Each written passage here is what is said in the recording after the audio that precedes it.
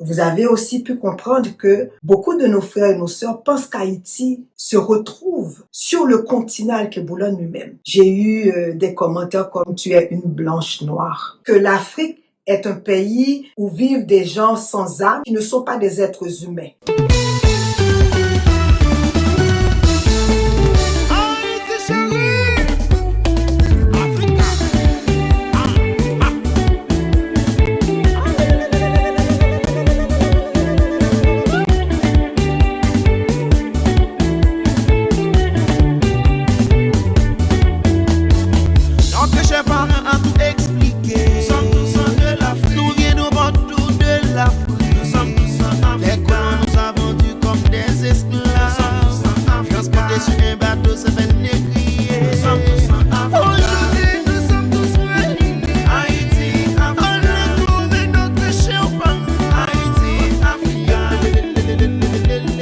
C'est avec un plaisir immense que je prends cette initiative-là de communiquer avec vous. Faisant suite, je me dis qu'il est de mon devoir de prendre quelques instants pour vous expliquer un peu le cheminement, le pourquoi et ce que nous aimerions en fait réaliser à travers cette chaîne Manzé Chou Black. Basée sur les principes Mahat, solidarité, vérité et justice, des principes qui me tiennent énormément à cœur, j'ai décidé qu'il était temps pour moi, fille du continent Alkebulan, de me rendre utile. Une autre façon de me joindre avec vous tous et vous toutes qui vivez à l'intérieur du continent et à l'extérieur du continent, de créer une opportunité en fait pour communiquer, comprendre l'un l'autre et essayer à notre manière de tisser ce lien encore plus fort, donc de façon tangible. Alors, vous allez remarquer que sur la chaîne Manzé Chou Black, cette initiative, entre autres, va s'appeler Honneur-Respect. Honneur-Respect est une forme de salutation de l'un et l'autre et surtout pour rentrer dans cet espace-là avec honneur. À ce moment-là, la personne qui reçoit nous donne le respect que nous méritons. C'est une façon pour nous, quand tu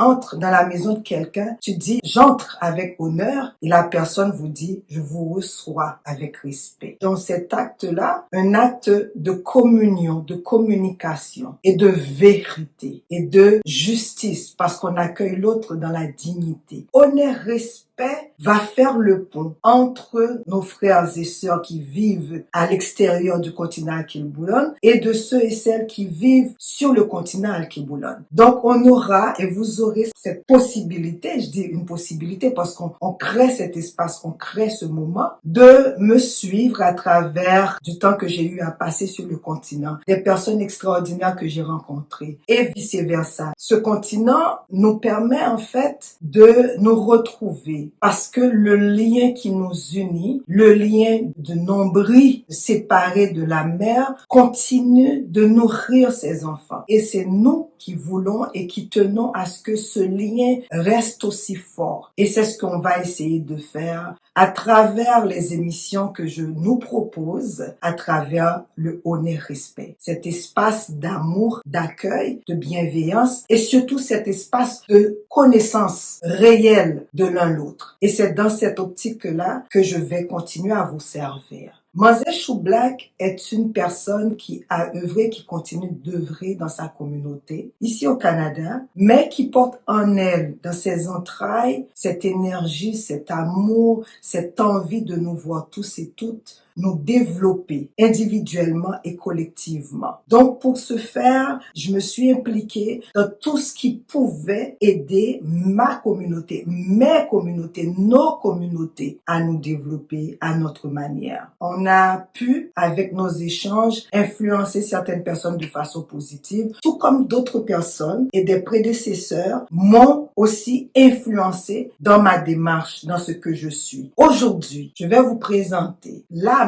haïtienne ou l'âme de certaines personnes, parce que je ne peux pas parler au nom de tout le monde, de certaines personnes qui vivent dans les Amériques, qui vivent dans les Caraïbes et qui, à leur manière, comprennent ce qu'est l'Africain, entre guillemets. Et on se pose la question aussi, est-ce que l'Africain comprend ou connaît ce qu'est ses sœurs et ses frères qui vivent à l'extérieur du continent. Alors, à travers d'un micro-trottoir qu'un de mes frères, Papa Dadi du Sénégal, a réalisé, nous allons commencer notre conversation. Cette conversation vise à répondre de façon, je pense, non exhaustive, mais à répondre à une question, en fait, qui titille et qui, généralement, sort de la bouche de nos frères et sœurs du continent Alkebulan. La question est la suivante. Pourquoi les Haïtiens, pourquoi les Antillais ne nous aiment pas? Alors, avant de répondre à cette question-là, qui d'ailleurs va susciter de la colère, du mépris, de l'indignation de chez l'un l'autre,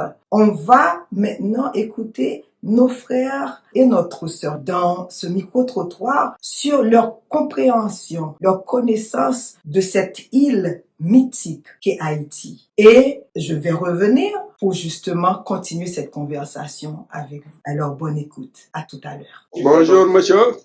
Comment vous allez? Ça va bien et toi? Comment vous appelez? Mamadou LRT Diallo, De quoi vous faites dans la vie? bâtiment. Ok. Monsieur, juste, on aimerait savoir de quoi vous savez d'Haïti. À l'époque, Haïti était inondé. Au temps d'Ablaye Wade. Ablaye Wade les a hébergés chez nous ici, à l'université de Garçon Berger. Ça balle-là, j'étais là-bas sur nous.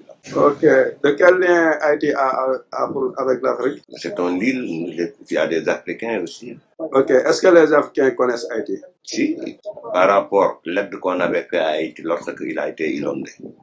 Il y a beaucoup de Sénégalais qui connaissent Haïti. Ok, merci monsieur. Il y a des étudiants haïtiens qui sont sortis comme des cadres ici à l'université Garçon Berger de Saint-Louis. Ok, merci monsieur. C'était tout, hein? Merci beaucoup. Haïti, bon, je ne sais pas grand-chose, pour vrai dire, je ne sais pas grand-chose. Ok, merci, hein? Ouais, bonsoir. Comment vous appelez, en fait? Suleiman Sey.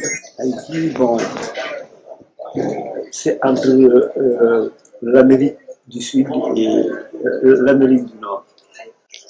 Mais ils sont français. Toute l'Amérique du Sud et les environnements sont venus comme des esclaves. Bon, quelques-uns quand même. Si on fait les bancs, de par l'histoire, nous sommes vraiment liés. Ok, merci, hein? Lorsque j'entends parler de l'Afrique, je vois que c'est le continent mère de toutes les personnes noires. Parce que on connaît de l'histoire que toutes les personnes noires venaient de l'Afrique, qui s'éparpillaient presque dans le monde entier. Mais au fil du temps, on nous fait savoir que ce sont des Blancs qui prenaient les esclaves, des personnes noires comme esclaves, et les éparpillaient dans le monde entier. Donc, pour moi, lorsque j'entends parler d'Afrique, je vois que c'est ma première patrie. Certes, je suis haïtien, mais l'Afrique, c'est ma première patrie. Ramatoulaye Niang, J'ai entendu qu'on parlait d'aide, mais je ne sais pas si c'est comment. Je pense que c'est un pays, non? C'est un pays. oui. Peut-être qu'il y a certaines qui connaissent cette histoire, mais moi je sais. Je m'appelle Ibrahim. Ibrahima comment? Yeah, je suis commerçant. Bon, Haïti, je ne connais pas grand-chose à Haïti, hein, à part qu'en 2010 ou bien en 2008, comme ça, il y avait une crise. Le Sénégal avait partenariat avec Haïti. Les Haïtiens venaient au Sénégal pour continuer leurs études. À part ça, je ne connais pas grand-chose. Je m'appelle Faye. Je suis à Haïti. Je sais que là-bas, il y a beaucoup de tremblements de terre. Il y a beaucoup de séismes, genre. Est-ce que les gens nous ont dit quoi? Il y a certains. Mais vous? Moi, je suis dans une partie. Je Vous ne connais pas connaissez beaucoup de choses. d'Haïti, hein? Ok, merci, hein? Il y a une tendance qui dit que les Haïtiens n'aiment pas trop les Africains. Qu'est-ce que vous pensez de ça? C'est possible que ça soit vrai chez la plupart des Haïtiens parce que ils pensent que les Africains, ils ont des tendances malfaisantes et leur couleur, parce qu'en Haïti, on ne trouve pas des personnes qui sont noires foncées, mais en Afrique, il y en a plein. Donc, ils disent que lorsque nous leur disons qu'ils sont d'origine africaine, ils pensent que c'est un peu laid. Pour moi, c'est la raison pour laquelle qui fait qu'il y a beaucoup d'Haïtiens qui se surestiment. Les Haïtiens, ils se surestiment par rapport à leurs standards, leur manière de vivre ils ont une tendance à copier les Américains. Donc, ils pensent que de là, ils n'ont pas vraiment un lien de sang ou d'origine, tout ça, de culture avec les Africains. C'est pour cela. Moi, je suis un technicien de front. Haïti, c'est un pays africain. Bon, en même temps, Haïti, c'est dans l'Afrique, c'est une île ici en Afrique. À cause de ça, il y a beaucoup d'Africains qui ne connaissent pas Haïti parce que Haïti il est un peu déconnecté en Afrique. C'est comme tous les pays africains. Comme Sénégal, Mauritanie, Gambie, c'est la même chose. Hein. Il y a des Africains qui connaissent Haïti très bien même.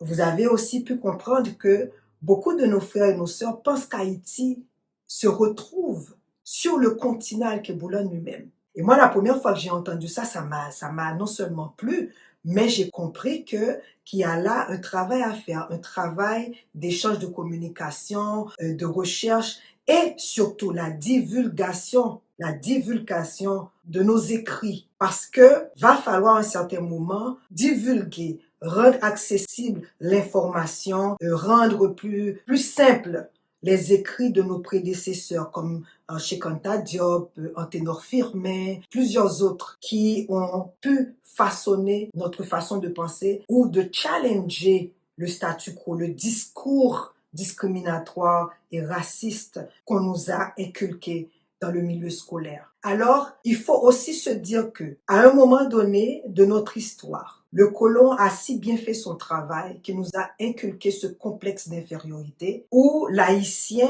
pensait, et c'est vrai parce qu'on le faisait répéter dans le catéchisme, que l'Afrique est un continent maudit, que l'Afrique n'a que des cannibales qui vivent dessus, que l'Afrique est un pays où vivent des gens sans âme qui ne sont pas des êtres humains et que tout le mal qui existe apparemment sur cette terre sont encore, tous ces maux qui existent proviennent de l'Afrique. Alors, posons-nous la question franchement. Qui aimerait s'associer à quelque chose d'aussi négatif? Et cette négativité a eu quand même un élément marquant dans le psyché, dans l'inconscient et le subconscient des Antillais, de ceux et de celles qui vivent dans la diaspora. Et il a fallu des hommes et des femmes soucieux et conscients de cette réalité pour écrire, pour produire et pour permettre cet échange, cette communication, ce lien afin que nous puissions nous voir autrement. Donc, basé sur ces éléments-là, l'on peut comprendre pourquoi certains de nos frères des Caraïbes, certains de nos sœurs des Antilles vont adopter un certain comportement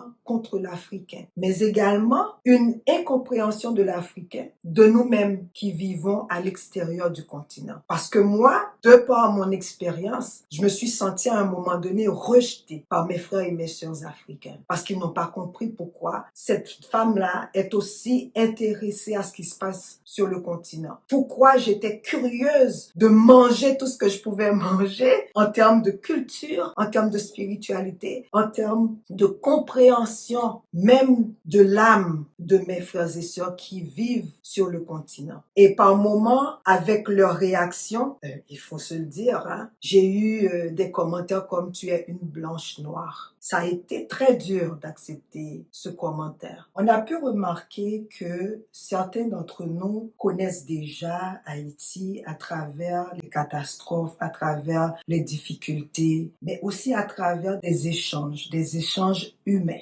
où le Sénégal, par exemple, a accepté d'ouvrir ses portes à des étudiants haïtiens lors du tremblement de terre. D'ailleurs, je suis en train de vous parler ce 12 janvier, qui a été une journée difficile, une journée compliquée pour tous qui ont vécu cette situation-là. Je dois vous rappeler que beaucoup de mes compatriotes vivent ce trauma dans des difficultés atroces. Pourquoi? Parce que beaucoup d'entre nous n'ont pas pu trouver de l'aide psychologique pour pouvoir y faire face. Donc, en ce jour, j'aimerais me rappeler de toutes ces belles âmes qui ont laissé de façon tragique la terre-mère. Haïti. Nous pensons à tous et à toutes et ceux qui sont restés et qui vivent ces départs difficilement. Maintenant, on se pose la question, pourquoi les Haïtiens apparemment n'aiment pas les Africains? Je dois remonter un petit peu à l'histoire. Lorsqu'on a ramené de force nos ancêtres sur ce continent, alors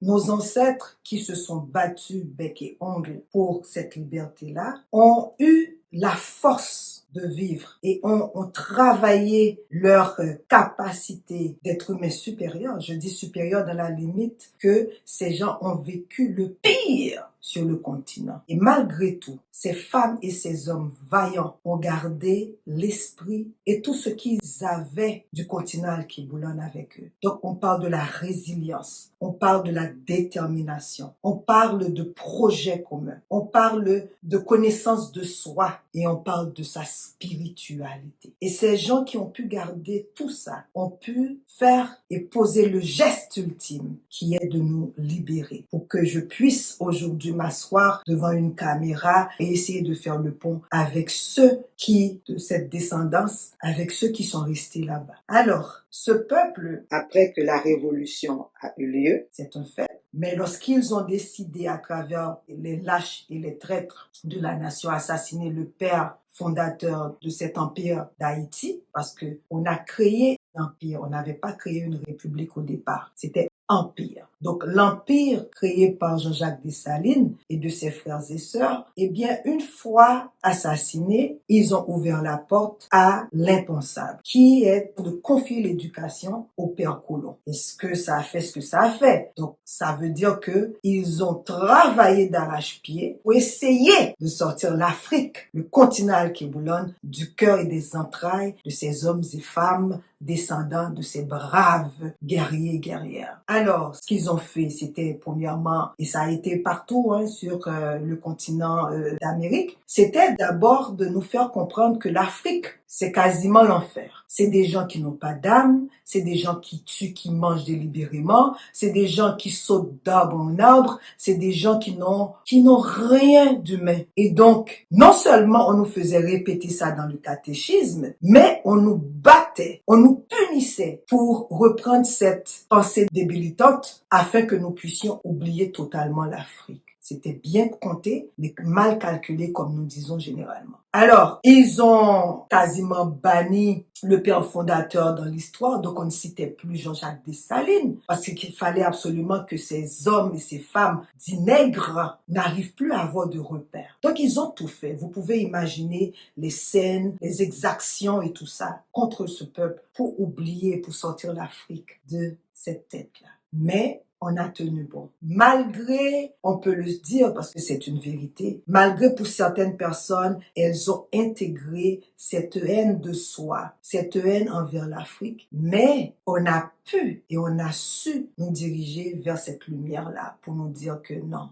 ce n'est pas ça. Ce lien est encore plus fort et ces gens qui prétendent être les mauvais, les diables, en fait, ce sont nos ancêtres. Alors on va se ressaisir. Et c'est comme ça dans les années 60, les années 40, 50, il y a un éveil qui s'est fait à travers les continents. Et donc nous avons eu des chercheurs, des penseurs, Anténor Firmin, il y a eu plusieurs autres qui ont commencé à questionner ce statu quo, qui a commencé à analyser et à mettre en place une nouvelle pensée, une meilleure compréhension de cet être dit noir, de cet être diabolisé. Et c'est à travers les écrits de ces hommes et de ces femmes penseurs que nous avons commencé à nous dire que ce discours ne peut être nôtre. Ce discours mérite d'être analysé et d'être vu pour ce qu'il est. Les voyages de certains en Afrique par obligation, parce que sous le régime du valériste, par exemple, il avait décidé d'exiler certaines personnes, des professionnels, et ces personnes qui se sont rendues en Afrique on peut avoir cet échange-là. On peut aussi expliquer, parler de ce qu'est Haïti. Et c'est pour ça que beaucoup de gens de la génération des 60, en fait 50-60, je dirais, ont pu aussi, à travers ces échanges, à travers ces professeurs d'université, à travers ces penseurs, ces écrivains, ont pu faire une connaissance, une meilleure connaissance de l'être haïtien.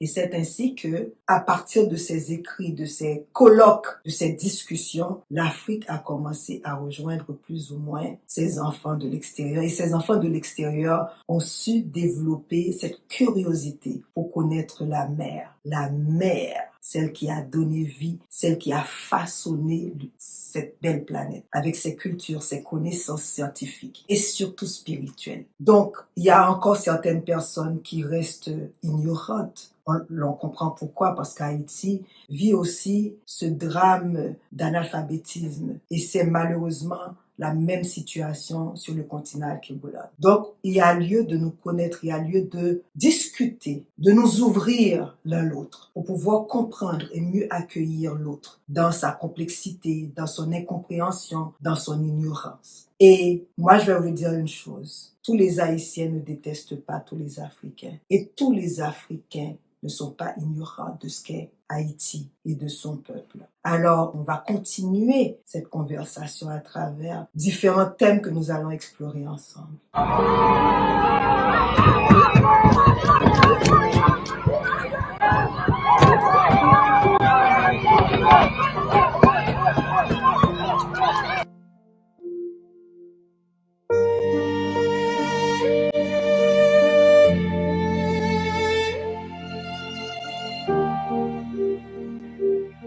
Et donc, le format que je nous propose est un format très simple. Par moment, on va avoir de grands débats où on va entrer en profondeur avec des invités, des connaisseurs. Et par moment, nous allons avoir une communication fraîche comme ça sur des éléments qu'on a pu développer sur notre mentalité. Les analyser, essayer de les comprendre, essayer de sortir le mauvais du bon ou du bon du mauvais, parce que la vie étant ce qu'elle est, on a besoin des deux pôles pour pouvoir être unique, pour pouvoir être en balance avec nous-mêmes. Alors, on va continuer de discuter, de dire les vraies choses entre nous, mais dans le respect, comme on a toujours su le faire dans le passé. Et sur ce, je vous dis à très bientôt. Je vous aime tous. Moi.